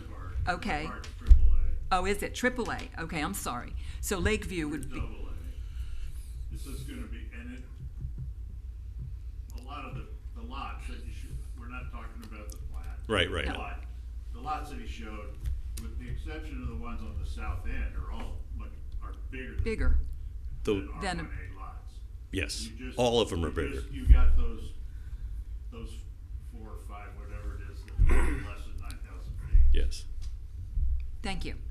And all of the surrounding properties are already part of the city of Delray Beach. Is that correct? Correct. This is the last holdout? This is completely surrounded by city. Okay. Yes. Okay, and so before anybody could live on the property, this street will be fixed so that fire rescue can get in there, there'll be sidewalks for the children, all that. Oh, the other thing is the school. There was a lot of comments from the neighbors about the traffic issues created by the school. The school's there, right? Right. And the school's not moving, the school's gonna be there. Right. Right, so, And I think the important thing to note is that the intersection is south of the school. So if you had to get out of your neighborhood during that peak hour rush, yeah, you can go south and completely avoid the school. good point. Okay, thank you very much. Thank you, Ms. Morrison. Okay, I have a question. Do you want me to go, or you want, it's up to you. You want to speak? You want, what are you looking at me for? I'm conflicted on the whole thing. Actually, I would like to hear what you have to say before I ask Mr. Capelli. She already did. I'll go, and we can come back to the two of you. Okay. Mr. Cavelli, I'm going to be direct with you No, I here. just wanted to know. Okay. I'm conflicted on it, so I'm just wondering everyone's. Mr. Cavelli, I'm going to tell you why you have a problem with me, okay? And it's purely access, okay? Fundamental problem here is that we're talking about creating a subdivision effectively. If we annex this property, we're going to wind up with a subdivision at the end of an alley, is essentially what you're winding up with. Because the problem with it is, in my book, you look at all these other projects around here, excuse me, whether it's Barwick Ranch, Circle, Bexley Park, etc., all these projects, even Country Manors on the other side of the canal, they were all served by conforming roads that were properly designed to handle and manage the traffic flow of a housing complex like this. You're talking about, think about, you create this many houses here. You got 18-wheeler moving trucks coming down this street now, okay? In addition to, the fire department is basically coming in here and saying, what I hear anecdotally is like, we'd like 20, but we can live with 18. As far as I'm concerned, I look at the lots to the east, the R1 AAA lots. In my opinion, that's all I would be in favor of on this site. Because I think if you were to create 5 single-family lots of about that size, that's about what I feel this alley, you may call it a street, but it's not to street standards in any way, shape, or form by any standard of the equation. And if you're really looking at this right now, and I'm listening to what my colleagues are saying, and I'm going, okay, we got 18 feet, maybe max wide. We take 3-4 feet for a sidewalk, correct? Mm-hmm. We're now down to 14, 15 feet wide for a road? The road's 18 feet. The road's 18 feet? Yes, it is. In other words, without so we have 9-foot lanes in each direction. That's not a conforming street in this city. We have alleys that are wider than that. In fact, I've heard from colleagues of mine that they don't even want people coming out onto alleys, and here we are is basically going to create a subdivision on a street that's built to the standards of an alley. So I got to be blunt with you. And then when I look at the situation for all the development services, all the development, be it commercial, residential, or what have you, is going to require an increase in service out there from the police department. I got to be honest with you. I think if the city agrees to annex this property, it's biting off a problem, and the city shouldn't have to deal with it unless the zoning is R1 AA because, or AAA, in my view, because, as I said, every other property except the one here that's labeled RM8, okay, is accessed via an approved built to standard road. And this piece of property is not. And for me, that's really problematical. This to me is the equivalent of creating a whole pile of flag lots. Can May I ask a question? So the county essentially has a similar type zone. Yes. If it doesn't get annexed, Let the county build it and serve it. Let then the county approve it and serve it. that was my question. Would it be the obligation of the county to? No, But the it's, county it's planning our board- obligation. What? It's our obligation. We're going to build it. You're gonna build it, Yeah. right? Mhm. But you're not gonna service it into perpetuity, you're gonna build it. We're actually putting a sewer system in. It's a private sewer system that we're going to service. All the way out to Barwick? We're tying into the force main that exists. So, yes, we're going to be maintaining a good deal of utilities as well. Here's what I want to show you with regards to the road. Wait, let's go back to that sewer situation you just talked about. Say that again. There's a force main, but there needs to be a lift station. So you're we're going to providing actually and we're going to maintaining actually your own provide lift we're going to actually station? build the lift station. And it's a private lift station, so we have to maintain it. Ms. Dossery, could you explain the private lift stations are in, do you, to your knowledge, and I know you may not know the answer, are there other projects or subdivisions of any kind that have their own private lift station and forced sewer? Parks of Delray. Excuse me? Parks of Delray is a project that is the old Office Depot site. The Right, that's a entire sad- project, A huge set. the that's a- entire 50-acre project is Right. serviced by a private water and sewer system. Isn't Which- that also your project, Mr. Yes, Covelli? yes. Do you like to have the private, is that something you, explain and I'm not trying to belabor the No, point. I get it. But if you could just explain the reasoning behind that. It's because it's, you wouldn't get hypothetically or theoretically may not get concurrency sewer approval without having a private lift station or No, sewer. it has to be lifted to a certain elevation. Right, so that's, On Parks of Delray, the city yes. required us to put a master meter in at where the tap on the road is, Right. and everything beyond that is a private water system. Right. For sewer, they're putting a private lift station on Congress Avenue to service all of the project and tie into the city lift in the city. Right, because you have one tie-in. The for city made 50 us do acres. it. Right. Other cities, you install the utilities, you turn it over to the city, and the city maintains it. But this city is requiring developers to maintain the utilities of private systems. Oh, I see. Awesome. Back to your road comment. Yes. This is the lot adjacent to it at Barwick Road. You see the yellow line? Yes. In 2013, they came in and they got a permit to put that fence in. The city did not ask for right-of-way. Okay. What does In that have- 2014, they built the garage that is yellow, which is a major improvement. The city did not ask for right-of-way. Okay.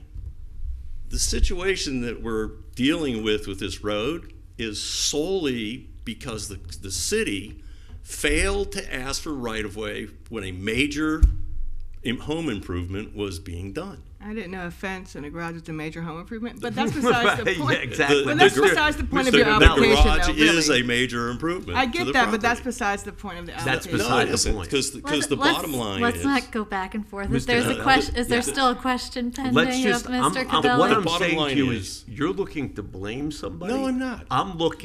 What I'm doing is, I'm looking at the building standard for what that road only can be. And I'm telling you that we're dealing with the right-of-way that exists because of past history of the city, and the Correct. city has reviewed plans and have come up with a development plan to make the best of it. Now, in front of the property to the west, we're dedicating 25 feet of right-of-way to make it a full 50. Right, but like I said, okay, you do not have a legitimate built-to standard roadway that will be accessing this property, correct? The city engineer doesn't feel that way. I have real concerns with concurrency on this whole project, but Yeah, what, I'm just telling you that we hear concerns all the time, okay? On an 18-foot wide roadway, we would not allow anybody coming into this city, okay?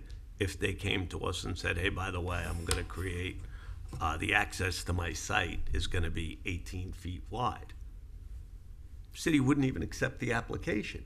We're looking to create, or we're looking to take property into this city where we're going to create a subdivision of smaller lots that are smaller than those that are contiguous to this property, which front on a main and standard road. I just think it's the wrong thing to do in this location. You have the lots that front on Barwick Road, okay, that pull out onto a normal county-approved road, okay? And the property behind those houses that are served by an 18-foot wide road should be on lots that are significantly smaller than them with a greater degree of traffic through that road. Sorry, you know? What I'm saying is, this development should be R1 AAA, if it's even done at all in my book, but I've had my say. Do you mind if I make a slight clarification on Please. the roadways? So I don't know the current configuration that's under discussion now, but in the past when the property to the west had come in, we talked about the 2 9-foot travel lanes plus the 5-foot sidewalk. So if that's the current 9 feet in traffic planning standards is considered acceptable for some smaller roads, and it's actually having the narrower lane widths can result in people driving slower because they're being more careful. So it's not, even though it's not currently the standard that we were looking at with the wider travel lanes, that what is being proposed does meet professional standards. I think, I don't know if I described that correctly, but right. That's. And what I'm going to say is that that may be the standard, okay?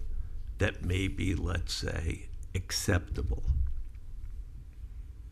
I don't believe we should be creating subdivisions with those standards, okay? My attitude is, if the county wants to approve this thing, which personally I don't think they ever will, okay, have at it.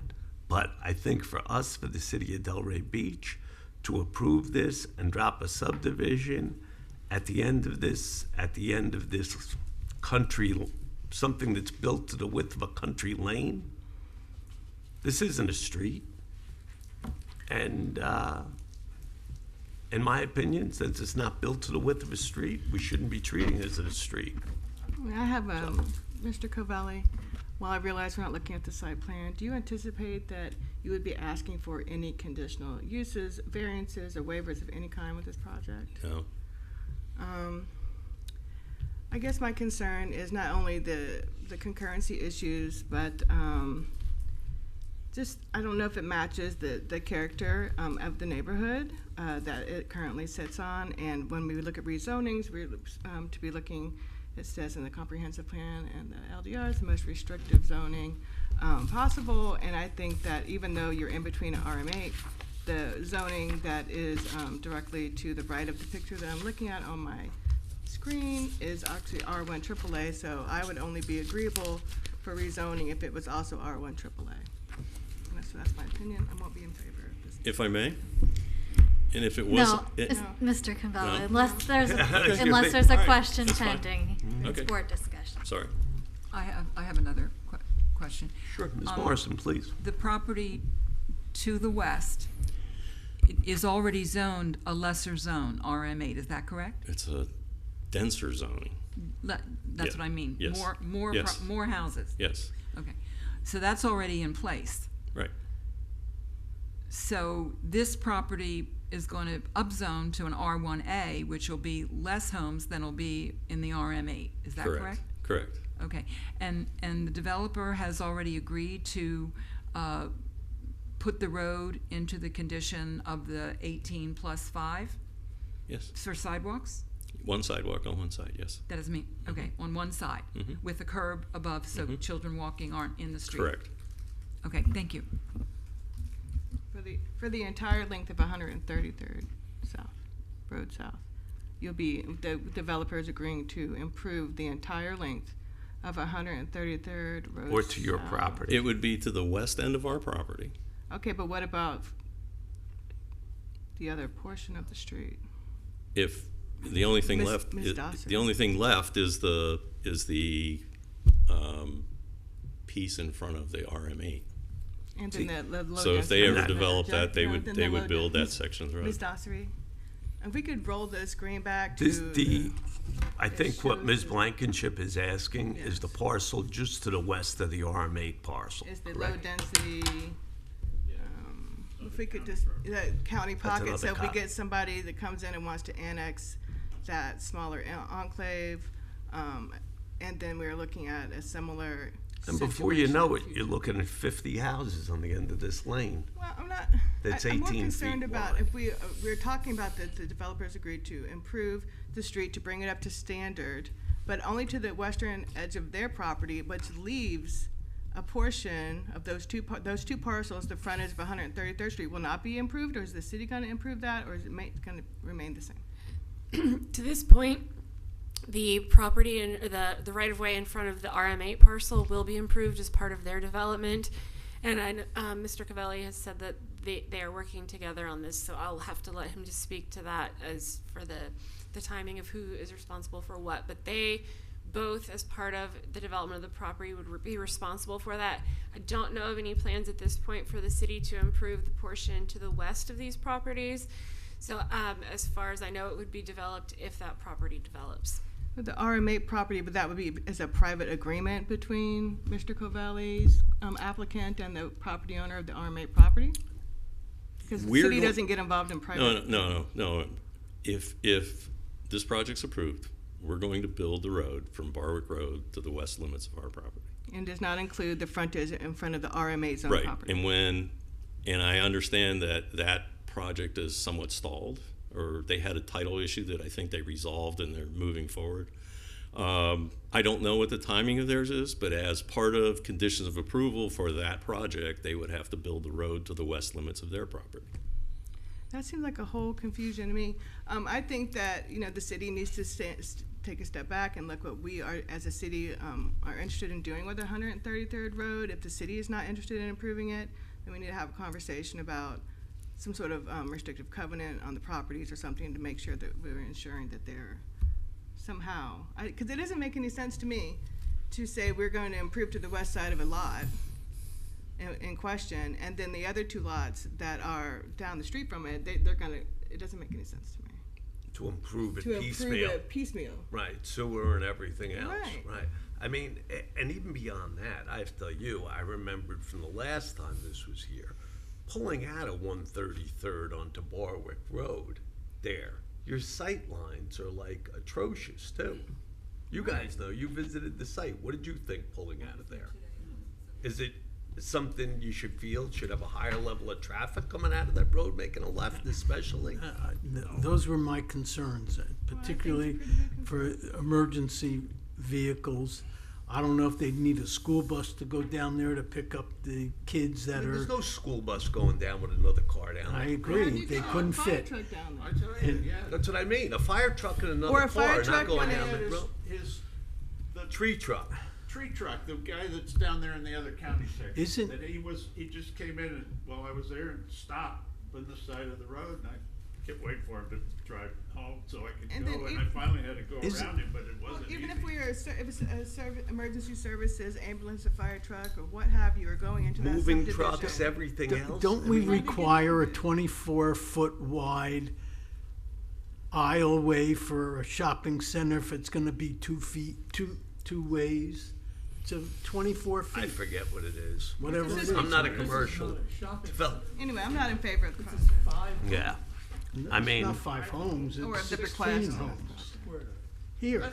excuse me, gentlemen, this has to be kept on the record, so we need not to have conversations amongst ourselves, as much as I like to do it sometimes, too. I do have a bit of clarification. So, I mean, looking at the road now, it obviously looks very narrow, but this property and then the property to the west of it, those are both being required to dedicate 25 feet of right-of-way. Correct. So that does provide the extra width for the, to bring it closer to that standard. So it, You're gonna have to dedicate 25 on Correct. your Please end, dedicate right? 25, Correct. yes. Right, but the other person's dedication is what it is. It's And to the- 25 feet as well. Right. to the It west, is, she's to requiring the 25 west. feet. So it's really the remaining portion for that property. It's that's the in corner. bottleneck on 133rd is what it is. It's the bottleneck on 133rd. I It just is think there's a what it lot is. of confusion around the concurrency and the traffic standards, and I can't, in good conscience, I just don't think it meets the requirements set forth in the LDRs of the bylaw. Can we Hold on call the one second, question? excuse Can me. we call the question? Ms. Howell hasn't had an opportunity to comment. Do you feel like jumping in here? I like the project. I like the fact that it's single family. I understand the concerns about the road, but it does sound like that that a narrow road could be accommodated, so I'm gonna vote in favor of it. Mr. Zeller? I'm persuaded by the arguments my colleagues have made about it. Those were the same concerns that I've had when I went out there and paced it off. I didn't bring a tape measure, but I paced it off, and parts of that road were like 17 feet wide. 18. 18 feet. Given, even Wait, so, that'll be even the at roadway. 20, even at 20 feet, it's Think not about adequate. the end of this road. Can another car be there at the end of that road, or even close to the end of the road, if a fire truck wants to make a left into it? Not a chance. And how would those people get out if there was a fire truck that was fighting a fire at the end of the road, at the end of the new road in, and on 33rd Street, 33rd Road? I mean, they're blocked in. They have no way else out. Listen, I think about nothing personal, but like an 18-wheeler moving truck coming out of that road. It's a problematical situation for me, but that's why there's 7 members on the board. That's true. That is true. So, anybody else? Ms. Morrison? Can I ask a question? Anything? Come on. So if the annexation, that's one issue, but the land use, can we insert a condition that the road be at least 25 feet wide? You can't make it 25 feet wide. Why? They're gonna give us, Well, where he is, it is, but there's going to be a bottleneck in the road at 18 feet. well, if you looked at the, aerial, there was a, corner cut that was, see, if you look at the aerial photograph. Are you talking at the end of 130? Yes, No, I'm sir, on talking the about corner of Barwick and 133rd, it looked like there was a corner cut out for a roadway. No, that was at the entrance to 133rd off Barwick Road. They probably made them clip the corner when they went for a fence permit so that you could possibly see a little bit. Right. But that fence is your the street can't be any wider than 18 feet going In that past area, there. but then further back where the new developments are going, couldn't we have a condition that the street be at least 25 feet wide? To me, go ahead, Kelly. I don't think at this point in the development of this, We can for this attach board that you conditions. can put a condition We haven't even of the brought it into road, the 'cause city that yet. would be more of like a site plan. issue. I mean, I know you guys are evaluating it based on deciding annexation and land use, but you still don't have the ability to actually change like how they're going to develop the site. This to me is essentially, and I'm just giving you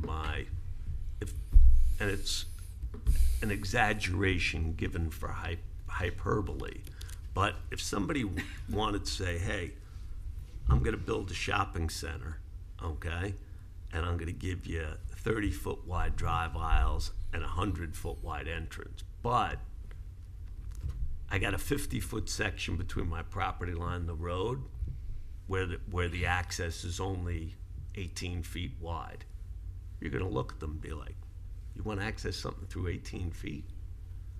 To me, if something has to be accessed through a roadway that's 18 feet, it should be the smallest possible, if that's going to be your two-way access. And when you look at in my opinion, our comp plan, and you take that into mind, that means that Mr. Cavelli's site plan should look more like the 5 lots to the east. But that's my opinion. So, I'm ready for a motion if somebody wants to make one, however it goes. Make a recommendation of approval of ordinance 2123, a privately initiated request to annex 5.08 acres from Palm Beach by adopting the findings of fact and law contained in the staff report and finding that the annexation and approval thereof is consistent with the comprehensive plan and meets the criteria set forth in LDR section 2.4.5M. Just for annexation. Yes. Second. Motion by Ms. Morrison, second by Ms. Blankenship. Ms. Miller? Ms. Howe. Oh, Ms. Howell, I'm sorry. You want to know something? I was looking at her, and I'm thinking about it, and they said you. I apologize. You look so much alike. I'm literally looking at you when I said her name. Oh, my God. At any rate, Ms. Miller, if you would please call the roll. This is Chris where you have to Brown. have the videotape. Yes, right. Chris Brown, Yes. Joy Howell, Yes. Julian Blankenship, No. Gregory Snyder, No. Christina Morrison, Yes. Alan Zeller, I vote no. I'm persuaded by the arguments of my colleagues. Chris Davy. No. Let the record show Ms. Morrison's motion was denied 4-3. So do we need a motion to deny? If you want to make one. Sure, I prefer it. I was just going to say, everybody who's ever sat in that seat would prefer it. Yeah. I move a recommendation of denial of ordinance number 2123, privately initiated request to annex 5.08 acres from Palm Beach County based on a failure to make the findings of fact and law contained in the staff report and finding that the annexation and approval thereof is not consistent with the comprehensive plan and does not meet the criteria set forth in LDR section 2.4.5M. Second? Motion by Mr. Snyder, second by Ms. Blanket, second by Ms. Howell. No, I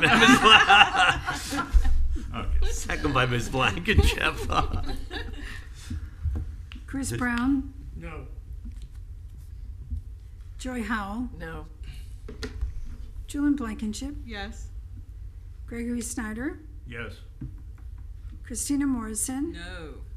Alan Zeller, Yes to deny. Chris Davy. Yes.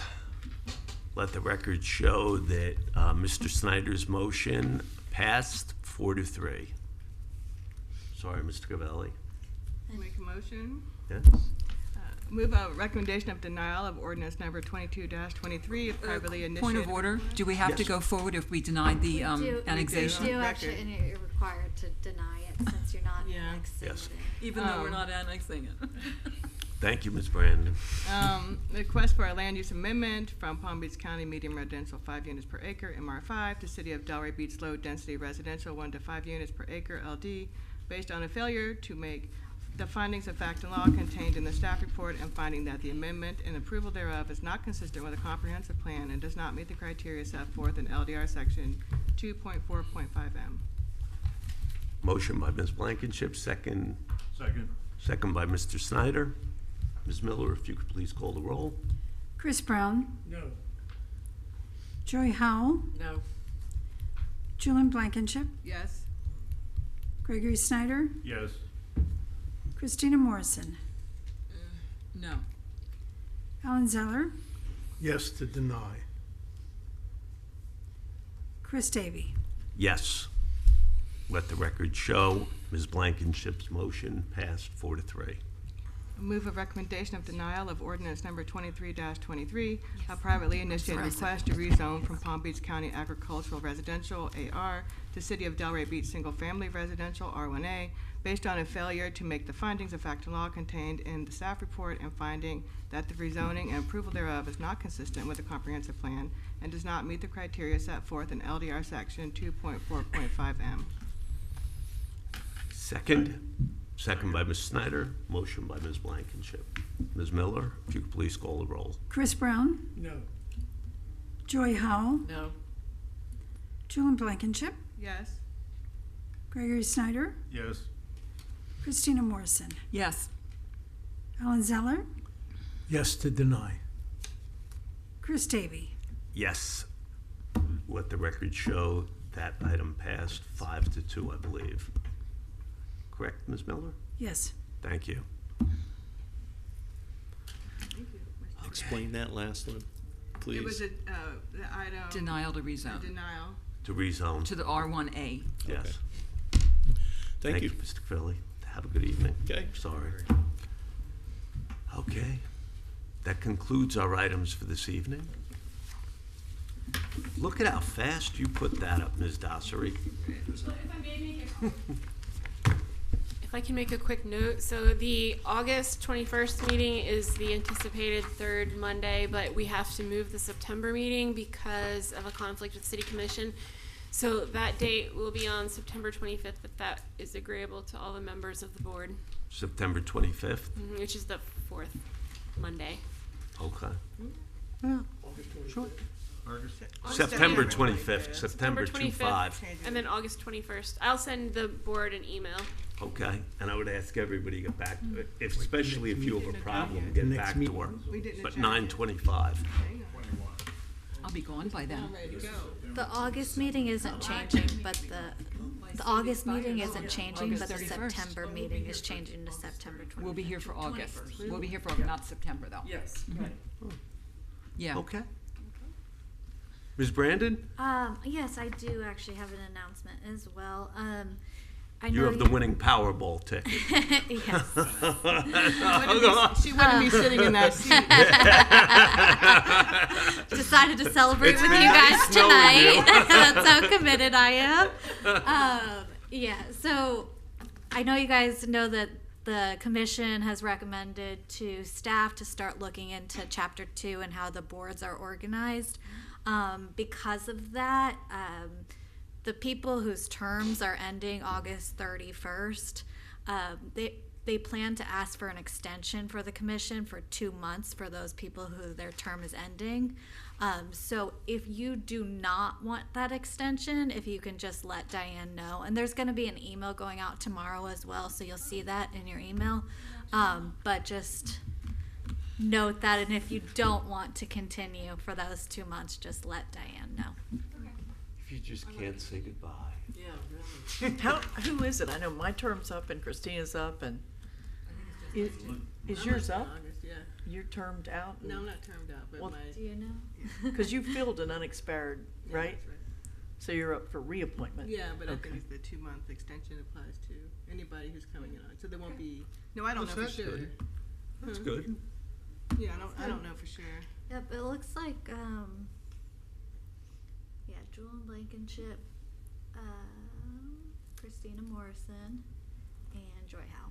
Yep, those are the only ones. So. And you're thinking the date's gonna be September 25th? Is that? It will be October 31st, so I think it'll be And- August 31st and extended to So October 31st. I know already I don't want the extension. I have travel plans, so. Okay, so then Diane will just note that down now, so that'll make things easier for her. Hey, could carry a message back to the city commission. Sorry?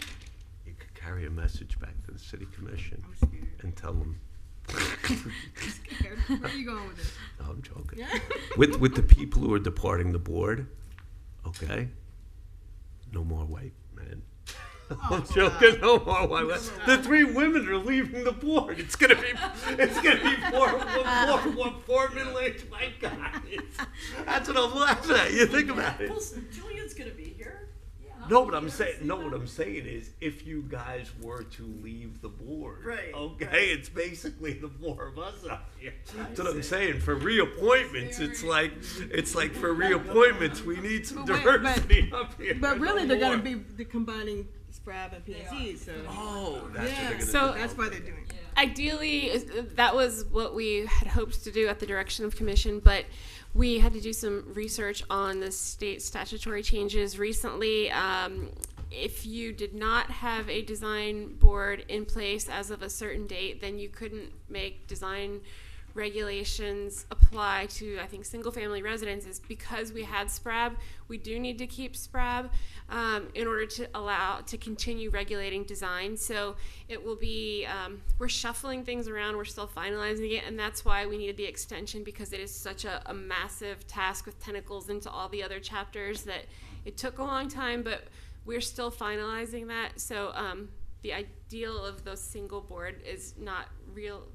We cannot do that thanks to the state regulations, but we're going to Change streamline. Yes, responsibilities. streamline. Thank you. Awesome. So, You Can I couldn't just roll ask a planning and question? zoning into SPRAB and call it something different? Code enforcement. Oh, Lord. But you know what I mean, it doesn't have to be a design board, if the design is function is already, well, I'm not legal, so we'll just, we Yeah, won't even. I have think to there's. do it. I think I we're have a- still working it I was out. gonna To be say. honest, I have a, Yeah, I I was have gonna a say, there's question gotta be a for way. council. So the term limits can be extended?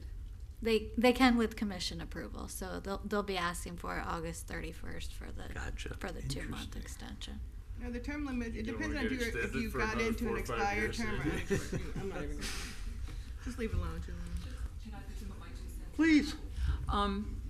Ms. Brandon, the trouble is that oftentimes we're given an assignment to change a zoning or approve something that we don't know what the design's going to be. So what are we approving? What is it going to be bad? Is it going to be good? We don't know because we're not looking at this. We're not allowed to consider or look at the site plan before Right. we make a determination. So that kind of puts us sometimes in a really tenuous situation. So that's Yeah, and I think the commission, that's why they felt that same way, that like there should be some entity that kind of gets to look at both. And I to have see good what- news. how they fit That is together. part of the process update that we're working on, so that there's more connection between some of these applications that really should be viewed together. Mm-hmm. I just think there's gotta be a way that you could you can keep the design board, but then make it also the planning, something, cause other cities have it. That's right. So there has to Well, be a it way. had to be done by a certain date, and Well, if you're you not hadn't taking done it it away. that same day, if you hadn't done by, if Listen, you I'll hadn't let it done, Ms. Jellin figure that. and I know that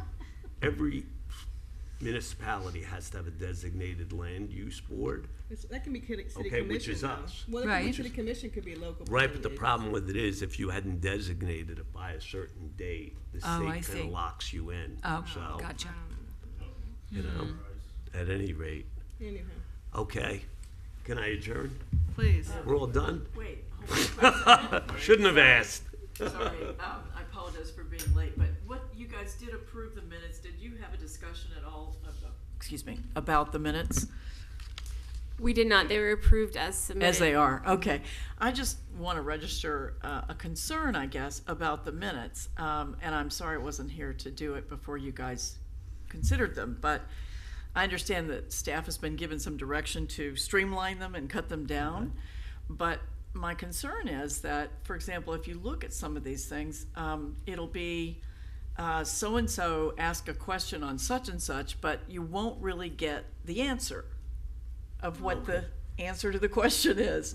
So if a commissioner's going back looking at the board, and what they did, Right. they're going to have to go back to the tape or ask somebody else or ask the staff or something. It's not going to be a complete report. And Right. the only reason I noticed that was I was looking at mine on the historic overlay. And I'd asked the question about what are the economic benefits, and it notes very carefully that I asked the question, but the answer isn't there. Right. So I just think we ought to have a more complete record, and I know this might be a little bit more work for you, Diane, so I apologize, but I hate to have somebody have to go back to the video and have to watch it to get an understanding of what the answers were to the concerns. So anyway, just a minor thing, but I just wanted to mention that. The minutes don't have to be comprehensive. They're definitely not going to be a No. recording of what everybody's Yeah, saying. that's it. It doesn't Whether have it to can be. be summarized It doesn't have into to be. question And and the group answer, thing, yeah. maybe that's a sentence. There was a question about this, and this person responded with this, Yeah, or the- something like that. I get it, You know, yeah. I think. I mean, the meeting. It was an oversight that we didn't do that for that set of minutes, so we'll make sure moving forward that concern is addressed through the summary of the Sure. response as well. Yeah, no problem at all. Thank you. Meeting's adjourned. I'm not asking. Is it okay? No more Mr. Nice Guy. Making the statement. We're out of here. Declarative. How you doing? Good. But they made a good argument about the artwork. But it doesn't make